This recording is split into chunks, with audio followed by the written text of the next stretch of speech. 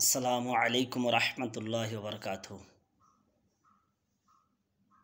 সম্মানিত দর্শক, যে যেখানে আছেন সবাইকে ধন্যবাদ, অফুরন্ত ভালোবাসা, নববর্ষের শুভেচ্ছা, আন্তরিক মোবারকবাদ জানাই। আপনারা যে যেখানে আছেন অবশ্যই ভালো আছেন, ভালো থাকবেন, ভালো থাকার চেষ্টা করবেন। আজকে আমি যে বিষয়টি আপনাদের সাথে শেয়ার করতে চাচ্ছি সেটি লেখাপড়ার বিষয়। সম্মানিত দর্শক, আমি অনেক বয়স হয়ে গেছে আমার। আমি আলিম পাস করার পরে ৮ বছর পর আবার লেখাপড়ায় ফিরে এসেছি। আমি এবছর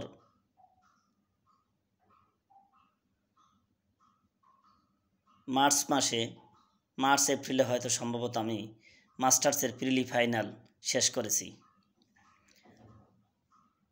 আমি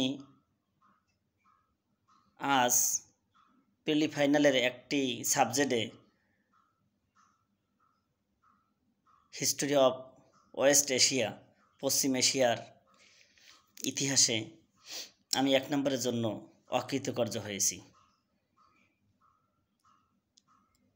সেই সাবজেক্টের এক্সামের টাকা জমা দিতে গিয়েছিলাম। তা আপনাদেরকে শেয়ার করতে চাচ্ছি, আমাদের উন্মুক্ত বিশ্ববিদ্যালয়ের যে ভাইরা মাস্টার্সে অকৃতকার্য হয়েছেন প্রিলি ফাইনালে, আগামী 14 তারিখ পর্যন্ত এক্সামের টাকা জমা দেওয়ার সময় আছে। আপনারা যে যেখানে আছেন, আমার ভিডিও, আমার কথা যদি আপনাদের কানে যায়, আপনারা যদি শুনতে পান, তাহলে দ্রুত টাকা জমা দেওয়ার সময় ফুরিয়ে যাচ্ছে, টাকা জমা দেন। অন্যান্য বছর অন্যান্য সময় যে যার জায়গা থেকে অনলাইনে টাকা জমা দিতেন, পরে বিকাশের জমাকৃত কাগজটি, পেপারটি আইনা জমা দিলে হতো। কিন্তু এবছর এরকম নয়, কারণ আমাদের উন্মুক্ত বিশ্ববিদ্যালয়ের মেইন কেন্দ্রের সার্ভারে সমস্যা, এই জন্য অফলাইনে টাকা জমা দেওয়ার সিদ্ধান্ত নিয়েছেন, এই মর্মে বিজ্ঞপ্তি জারি করেছেন। তাহলে আপনি মনে করেন আপনি কুমিল্লায় আছেন, আপনি যশোরে আছেন, আপনি নীলফামারী আছেন, আপনি কক্সবাজার আছেন, তাহলে অফিসে আইসা আপনার টাকা জমা দিতে হবে। তাই যে যেখানে আছেন সবাই বিজ্ঞপ্তি অনুযায়ী সময়ের ভিতরে অফলাইনে আইসা টাকা জমা দেওয়ার জন্য চেষ্টা করেন, না হয় এক্সাম আর দিতে পারবেন না। সম্মানিত দর্শক, ভাই ও বোনেরা, আমি একটা কথা জানাতে চাচ্ছি, যেটি বয়স যখন পেরিয়ে যায় অথবা লেখাপড়ার একটা সিরিয়াল যখন ভেঙে যায়, তখন লেখাপড়ায় আবার ফিরে আসা খুব বড় ধরনের মনশক্তি, মনের জোর, ইচ্ছা শক্তি থাকতে হয়। প্রবল ইচ্ছা শক্তি থাকার কারণে হয়তো কেউ কেউ আসতে পারে।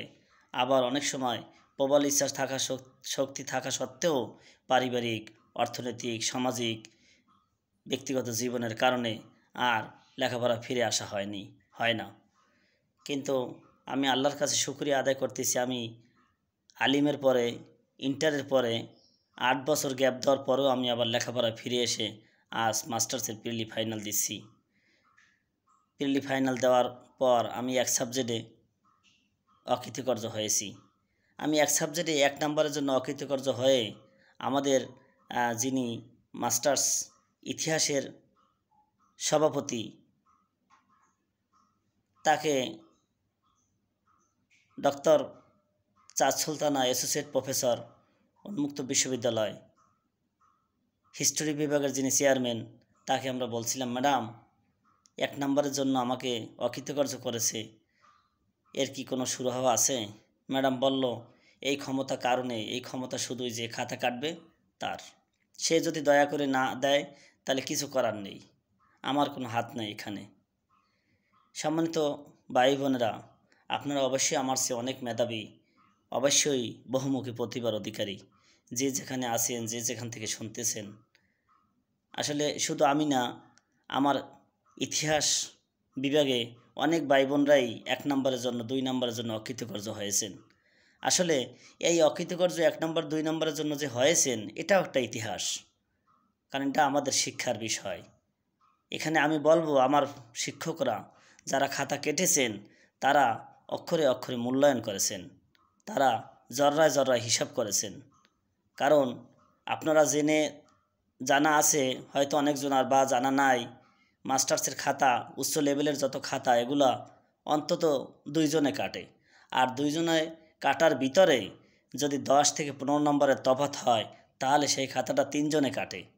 তাহলে দর্শক বা ভাই বোনেরা, আপনারা বোঝেন একটা খাতা যদি 3 জনে কাটে তাহলে কত জররায় জররায় কাটে আপনারা বুঝে নেবেন। বেসরকারি যত বিশ্ববিদ্যালয় বা কলেজ আছে ওখান থেকে গ্র্যাজুয়েশন করা, ওখান থেকে মাস্টার্স, অনার্স, ডিগ্রি করা অনেক আসান আমি মনে করি। যেহেতু উন্মুক্ত বিশ্ববিদ্যালয়ে কোনো ধরনের সাহায্য আপনি পাবেন না, কিন্তু আপনি যদি বেসরকারি একটা বিশ্ববিদ্যালয়ে পড়েন তাহলে সেখানে আপনার সহযোগিতার জন্য আপনার পিতৃতুল্য, আপনার মাতৃতুল্য যে শিক্ষকরা আপনাকে ক্লাস করাচ্ছেন, শ্রদ্ধেয় শিক্ষকরা আপনার সহযোগিতায় এগিয়ে আসেন।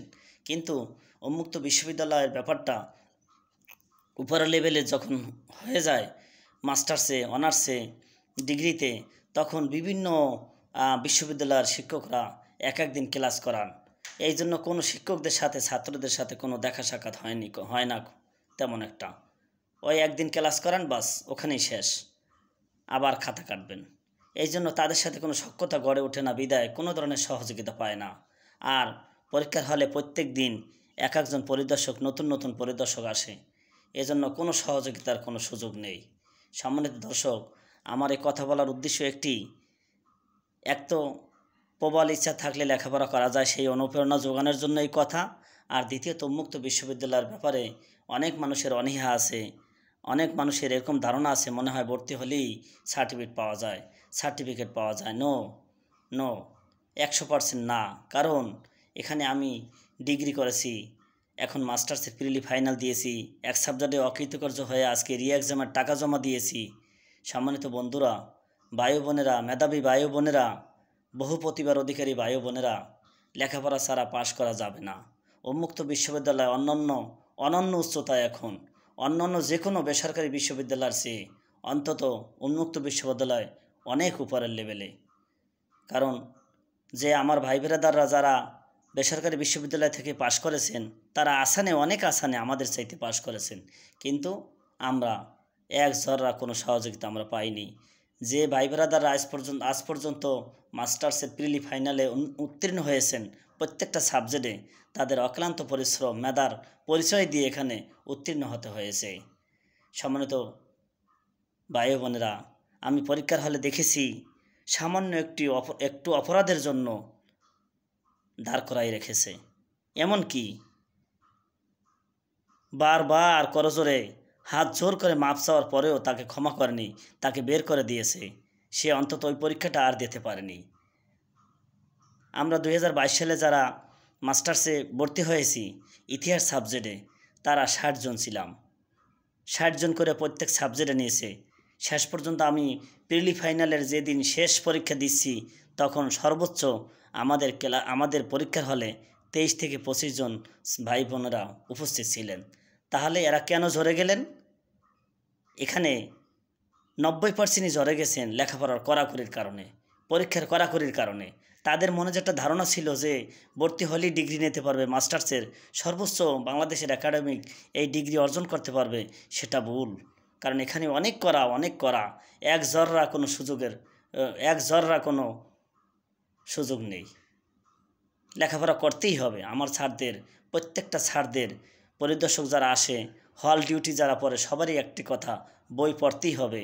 আপনি অন্য কোনোভাবে উচ্চতর গ্রাজুয়েশন আপনি অর্জন করতে পারবেন না, আপনি মাস্টার্সের মতন ডিগ্রি অর্জন করতে পারবেন না লেখাপড়া ছাড়া। এজন্যই আমাদের হিস্টোরিতে, আমাদের ইতিহাস সাবজেক্টে 60 জন ভাই ব্রাদার, বন্ধুবান্ধব, ভাই বোনেরা ভর্তি হয়েও আজ পর্যন্ত আমি প্রিলি ফাইনালে শেষ পরীক্ষার দিন আমি দেখেছি সর্বোচ্চ 23 থেকে 25 জন ছাত্রছাত্রী উপস্থিত ছিলেন। তাই দেশবাসীর জন্য যে যেখানে আছেন ভাই বোনেরা, বহু প্রতিভার অধিকারী মেধাবী বন্ধুরা, আপনারা উন্মুক্ত বিশ্ববিদ্যালয় সম্পর্কে আপনাদের ধ্যান ধারণা পাল্টে নেন। উন্মুক্ত বিশ্ববিদ্যালয় এক অনন্য বিশ্ববিদ্যালয়ের নাম, স্বতন্ত্র এক বিশ্ববিদ্যালয়ের নাম। এখানে কী নেই বলেন? সব কিছু আছে, এমন এক বিশ্ববিদ্যালয় সরকার তৈরি করেছে। এজন্য সরকার সাধুবাদ পায়। সরকার শিক্ষার জন্য তার বাজেট যে দিয়েছে, শিক্ষাকে যে প্রসারিত করেছে, শিক্ষাকে যে আলোকিত করেছে, মডার্ন করেছে, যুগ উপযোগী করার চেষ্টা করেছে, সেটা উন্মুক্ত বিশ্ববিদ্যালয়ে দেখলে আপনি বুঝবেন। এমন কোনো সাবজেক্ট নাই এখানে আপনি পড়তে পারবেন না। আপনার যোগ্যতা আছে, আপনি পড়তে পারবেন। আপনি সরকারের নির্ধারিত ফি দিয়ে আপনি পরীক্ষা দিয়ে ভর্তি হতে পারলে আপনি পড়তে পারবেন। এমন সুযোগ সুবিধা এখানে আছে। বয়সের কোনো ভেদাভেদ নাই এখানে। সম্মানিত দর্শক, ভাই বোনেরা, আমি 2008 সালে ইন্টার পরীক্ষা দিয়েছি। আমি দীর্ঘ 8 বছর পার করে ফের 2016 সালে ডিগ্রিতে ভর্তি হয়েছি। কাটায় 4 বছর গেছে ডিগ্রিতে। এরপরে করোনার কারণে এরপর 1 বছর আমি মাস্টার্সে ভর্তি পরীক্ষায় ফেল গেছি, পাশ করতে পারিনি। এরপর আবার পরীক্ষা দিয়েছি, তারপর আমি মাস্টার্সে ভর্তি হতে পেরেছি। সম্মানিত বন্ধুরা, সম্মানিত ভাই বোনেরা, মেধাবী ভাই বোনেরা, আপনি উন্মুক্ত বিশ্ববিদ্যালয়ে যে ডিগ্রি করে আসবেন বা অনার্স করে আসবেন, এরপর যে আপনি অনায়াসই মাস্টার্সে ভর্তি হতে পারবেন তা না, কিন্তু এখানে আবার ভর্তি পরীক্ষা দিতে হয়। যেহেতু অনেক ক্যান্ডিডেট, সরকারের জায়গা কম, সিট কম, মাস্টার্সে ভর্তির জন্য সিট কম, আসন সংখ্যা কম, এই জন্য অনেক ক্যান্ডিডেট, এই জন্য আবার ভর্তি পরীক্ষা দিতে হবে, ভালো রেজাল্ট করতে হবে, পাশ করতে হবে, টিকতে হবে, তারপর আপনি আপনার পছন্দ অনুযায়ী সাবজেক্টে ভর্তি হতে পারবেন। সহজ নয়। তাই সম্মানিত বন্ধুরা, যে যেখানে আছেন, আমার কথাগুলো হয়তো শুনেছেন, আপনাদের ভালো লাগতে পারে, নাও লাগতে পারে। আমার পরামর্শ, উন্মুক্ত বিশ্ববিদ্যালয় আমার প্রাণের ক্যাম্পাস। হয়তো আমার মতন লাখ লাখ ছাত্রছাত্রীদের প্রাণের ক্যাম্পাস।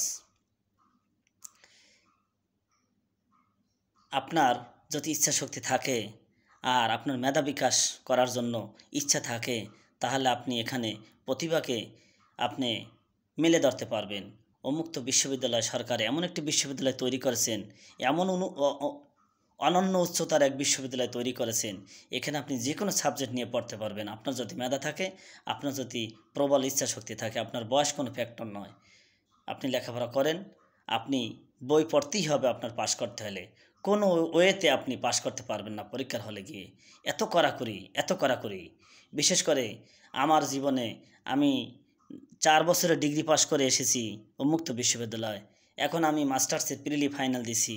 আমার দেখা মতে পরীক্ষার হলে আমার বোনেরা যখনই পড়েছে তখনই তারা হার্ড লেভেলে ছিল। মেয়েরা যত কাদা ততই হার্ড।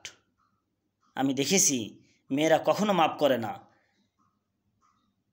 ম্যাডামরা যখন পড়ে পরিদর্শকে, ম্যাডামরা যখন পড়ে পরীক্ষার হল ডিউটিতে, যদি হয় পরিদর্শক ম্যাডাম আর যদি হয় হল ডিউটি ম্যাডাম, তাহলে তো কথাই নেই, আগুন জ্বলতে থাকে তখন। কোনো ধরনের মাপ নাই। তাই বন্ধুরা, যে যেখানে আছেন, উন্মুক্ত বিশ্ববিদ্যালয়ের ব্যাপারে আপনাদের যদি কোনো কোনো ভুল মনোভাব থাকে, সেটি ভাঙার জন্য আজকের কথা। আজকে আমার অভিজ্ঞতা শেয়ার করলাম এখানে। আজ আমি মাস্টার্সের হিস্টোরি বিভাগের আমি 513 নম্বর হিস্টোরি অফ ওয়েস্ট এশিয়ার আজকে এক্সামের জন্য আমি টাকা জমা দিয়ে আসছি জনতা ব্যাংকে। ঢাকা কলেজ শাখা জনতা ব্যাংকে আমি টাকা জমা দিয়ে আসছি। আপনারা যে যেখানে আছেন, আমার ভাই ব্রাদাররা 2022 সালে যারা মাস্টার্সে ভর্তি হয়েছেন, তাদের এক্সামের টাকা জমা দেওয়ার সময় শেষ হয়ে যাবে 14 তারিখ। আপনারা যে যেখানে শুনতেছেন, বিজ্ঞপ্তি দেখতেছেন, নজরে আসছে, আপনারা দ্রুত ঢাকায় এসে অফলাইনে টাকা জমা দেন। সার্ভারের কারণে অনলাইনে টাকা জমা দেওয়া যাচ্ছে না, তাই আপনারা দ্রুত আসতে হবে। না হলে শেষ দিকে অনেক জ্যাম হয়ে যায়, অনেক গ্যাদারিং হয়, টাকা জমা দিতে পারবেন না। সম্মানিত বন্ধুরা, সবার প্রতি দোয়া রইল। সবাইকে ধন্যবাদ। লেখাপড়া অবশ্যই করতে হবে, নিজে প্রতিষ্ঠিত হতে হবে।